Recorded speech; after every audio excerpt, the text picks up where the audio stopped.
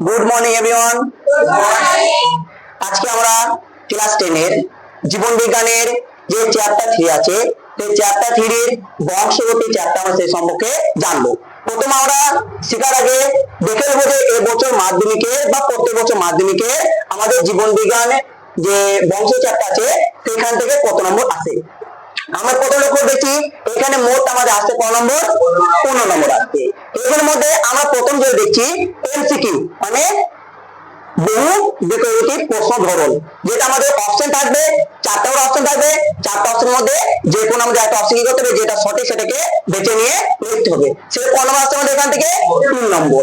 এটা হচ্ছে ভিএসএ যেটা আমরা বলি অতি সংক্ষিপ্ত প্রশ্ন ধরন যেটা আছে, যেখানে আমরা পাচ্ছি কি যে তিনটা আছে, এর মধ্যে থাকতে পারে এক কথা প্রশ্ন থাকতে পারে, এর মধ্যে থাকতে পারে সত্যমের থাকতে পারে, এর মধ্যে থাকতে পারে বামে ডানে থাকতে পারে, এর মধ্যে থাকতে পারে আমাদের শূন্যতম থাকতে পারে, এছাড়াও বহু সাদৃশ্য সংখ্যা এর মধ্যে থাকতে পারে। এটা যে শিখবো আমরা এসে হচ্ছে সংক্ষিপ্ত প্রশ্ন নিয়ে এর 2 নম্বর করে আছে, মোট কত আছে, দুটো আছে, তার মধ্যে কটা পাচ্ছি আমরা, 4 নম্বর পাচ্ছি।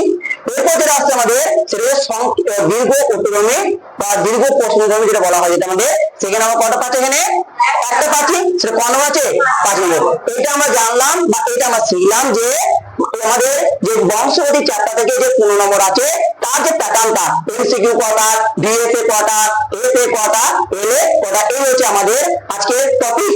এরপরে আমরা জানবো যে বংশ জিনিসটা কি বা বংশ জিনিসটা কি, কোথা থেকে এসছে, কিভাবে আবির্ভাব হয়েছে বা কিভাবে সৃষ্টি হচ্ছে, সেই জিনিসগুলো আমরা আস্তে আস্তে কোন প্রাকালে কি থেকে কোন ঘটনা থেকে সংঘটিত হয়েছে সেগুলো আমরা আস্তে সেখান থেকে জানবো। প্রথমত আমরা প্রথম দেখে নেবো যে এই যে বংশগতি যেটা আছে, প্রথম বিজ্ঞানী গেরগার জোয়ান মেন্ডেল তিনি প্রথম এটাকে করেছিলেন, নামকরণ করেছিলেন। সেই জন্য তাকে বলা কি বংশগতিবিদ্যার জনক। বংশগতির জনক কাকে বলা হয়, গেরগার জোয়ান মেন্ডেল। বুঝার পর থেকে আচ্ছা আমরা বংশগতি পেলাম, এই বংশগতি সম্পর্ক হচ্ছে কি, এখানে আমরা প্রথম বংশ শেখার আগে প্রথম জেনে নেবো জননটা, কারণ এর সঙ্গে সম্পর্কিত। জননটা জিনিসটা কি আমরা শিখেছিলাম যে প্রক্রিয়ার মাধ্যমে আমাদের জননটা শিখবেন আমরা। জননটা কি, যে প্রক্রিয়ার মাধ্যমে যে পিতামাতার গুণগুলো বংশক্রম কি আছে সন্তান দেহে সঞ্চারিত হচ্ছে। আমরা উদাহরণ আমি বিভিন্ন করে কাজে ভাবি আমরা সাধারণত যে এখানে সাধারণত যে জনন যেটা পাচ্ছি আমরা এর সাধারণত 3টে অংশ আছে। তার মধ্যে আমরা যেটা জানবো সেটা কি জনন, যেটা আমাদের গেমেট উত্তরের মাধ্যমে কি হয়, একটা নতুন জীবের সৃষ্টি হয়। এই জননটা কি বোঝা গেল প্রত্যেকে, জনন কি যে পিতা মাতার গুণ কি করছে সন্তান দেহে সঞ্চারিত হচ্ছে, কিসের মাধ্যমে, একটা গেমেটের মাধ্যমে। বোঝা গেল এখানে।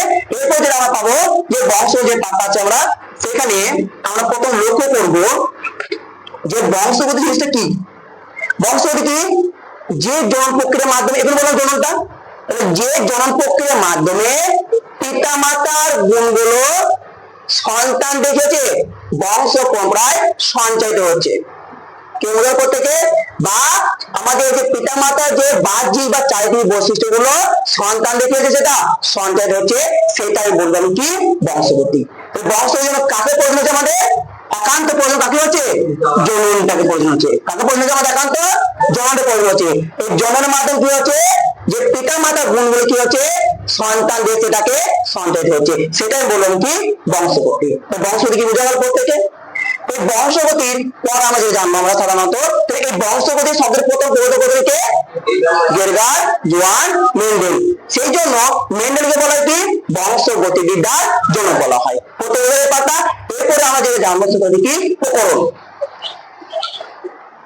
প্রকরণ জিনিসটা কি আগে জানবো।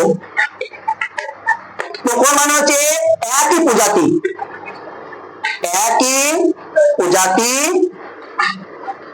দুটি জীবের মধ্যে পার্থক্য। জিনিসটা কিরকম, যে সাধারণত আমি বিবেচনা করে ভাবি একই পরিবার কেন বললাম, মানুষের মধ্যে ভাগ আছে যে আমাদের একই পরিবারের 4টা সদস্য আছে, মা আছে, বাবা আছে, দাদা আছে, দিদি আছে, ঠাকুমা আছে। তাদের মধ্যে কি একটা পার্থক্য নিশ্চয় আছে। সে পার্থক্য কিসের? তাদের হতে পারে গায়ের রং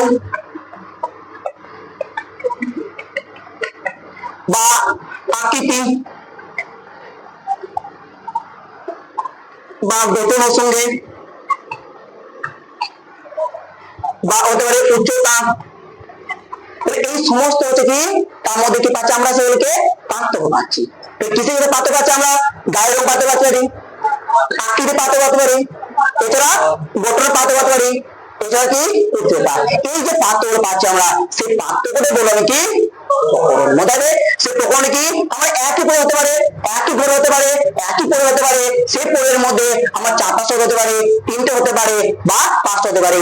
এই প্রত্যেকটা সদস্যের মধ্যে যে তাদের যে গায়ের রঙের যে পার্থক্য, তাদের আকার আকৃতি গঠন যে পার্থক্য, তাদের উচ্চতা যে পার্থক্য, এই যেটা পায় সেই পার্থক্যটা বললাম কি তার প্রকরণ। কিছু বোঝার প্রত্যেকে আমরা সাধারণত এই প্রকরণকে বিবেচনা করে সাধারণত আমরা দুভাগে সেটাকে ভাগ করতে পারি। একটা হচ্ছে সাধারণত অবিচ্ছিন্ন প্রকরণ,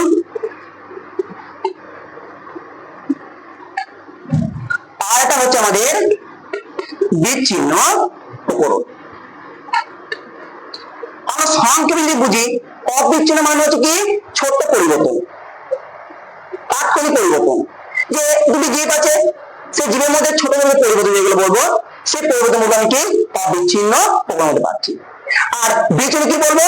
একটা বৃহৎ পরিবর্তন। বৃহৎ পরিবর্তন আমরা উদাহরণ হিসেবে বিবেচনা করি আমরা যে এখানে আমরা পাবো কি, এখন বললাম যে উচ্চতা পেলাম, বর্ণ পেলাম, ছোট পরিবর্তন। কি বললাম কি অবিচ্ছিন্ন প্রকরণের উদাহরণ। কিন্তু বিচ্ছিন্ন প্রকরণ হচ্ছে আমরা দেখেছি আমাদের প্রত্যেকের হাতে বা পায়ের আঙুলের সংখ্যাতে কটা করে? 5টা থাকে। কিন্তু কিছু কিছু ব্যক্তি আছে যাদের ক্ষেত্রে কি আঙুলের সংখ্যা কটা থাকে? 6 থাকে। এই পায়ে বা হাতে যে 6টা যে আঙুল পাচ্ছি আমরা, এটা বললাম কি বিচ্ছিন্ন প্রকরণের উদাহরণ। মধ্যে প্রত্যেক উদাহরণ প্রকরণ কত পেলাম আমরা? কি কি পেলাম? অবিচ্ছিন্ন আর বিচ্ছিন্ন। অবিচ্ছিন্ন মধ্যে কি পাচ্ছি আমরা? বর্ণ আর আছে, আকার আছে, আকৃতি আছে, গঠন আছে, ঠিক আছে। এটা বিচ্ছিন্ন প্রকরণ কি পেলাম আমরা? যেটা আমরা কি বলি মানুষের হাতে ও পায়ে কটা আঙুল থাকে? 6টা করে আমাদের আঙুল থাকে। এই যে বুঝার পর থেকে এরপরে আমাদের এখানে কোশ্চেন আছে মাধ্যমিকে, যে আর সব কোশ্চেন খুব ইম্পর্টেন্ট এখানে, যে প্রকরণের উদাহরণ দাও। এবং এই কোশ্চেনটা খুব মোস্ট ইম্পর্টেন্ট কোশ্চেন, যে কোশ্চেন আমাদের প্রত্যেকটা প্রায় পরীক্ষাতে আমাদের কোশ্চেনটা দিয়ে থাকে যে কি প্রকরণের উদাহরণ দাও। উদাহরণ বলতে গেলে আমরা নিজেকে ভাববো আগে যে আমাদের মধ্যে কি একটা পার্থক্য রয়েছে। প্রথমে আমরা দেখবো যে এই যে কানে যে লতি বলে আমাদের, এই লতির মধ্যে একটা পার্থক্য পাওয়া যায়। সেই পার্থক্যটা কি এইখানে লক্ষ্য করে দেখবো যে কারো মুক্ত অবস্থাতে, কারো যুক্ত অবস্থাতে। এই মুক্ত কানে লতি আর কি যুক্ত কানে লতি, এটা হচ্ছে কার পাচ্ছি আমি? প্রকরণের উদাহরণ পাচ্ছি। প্রকরণের প্রথম কি বললাম আমি এখানে? মুক্ত কানের লতি ও যুক্ত কানের লতি। তাহলে বুঝার পর থেকে তোমরা প্রত্যেকে লক্ষ্য করতে পারবে, নিজেকে ভাবতে পারবে যে আমাদের কানের লতিটি কেমন। দেখো কারোর মধ্যে আছে মুক্ত আর কারোর মধ্যে আছে যুক্ত। প্রত্যেক বোঝা গেল? এটা কার মধ্যে পাচ্ছি আমি? তখন উদাহরণ মধ্যে পাচ্ছি। দ্বিতীয় 8 উদাহরণ আছে যে আমরা যে আমাদের যে জীবদের আছে, সেই জীব থেকে কি আমরা রোল করতে পারি, আমাকে রোল করতে পারি না। এই জীবের রোলটা আছে আমাদের, আমার তো দেখে বুঝতে ভালো করে, দেখো জীবটা রোল করে যাবো। বুঝতে প্রত্যেকে আমি কি করতে পারলাম? একটা জীবটাকে রোল করতে পারলাম। তোমার মধ্যে আছে দেখো কেউ জীবটা রোল করতে পারছো, আমাকে জীবটা রোল করতে পারছো না। যে যারা জীবটা রোল করতে পারছো সেটা কি পাচ্ছ আমি? রোলার জীব।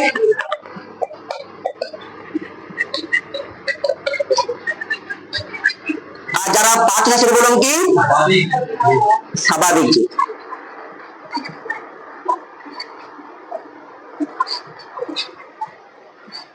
তোমাদের এই হচ্ছে বংশগতি চ্যাপ্টার প্রাথমিক ধারণা বা কনসেপ্ট। যে আমরা আজকে বংশগতি চ্যাপ্টার থেকে কি কি জানলাম? প্রথম জানলাম কি বংশগতি চ্যাপ্টার শিখলাম, প্রথম জানতে কি জন্ম দান করছে। জন্মটা কি আমরা শিখলাম এখনই? তারপর আমরা কি জানলাম এখান থেকে যে বংশ জিনিসটা কি।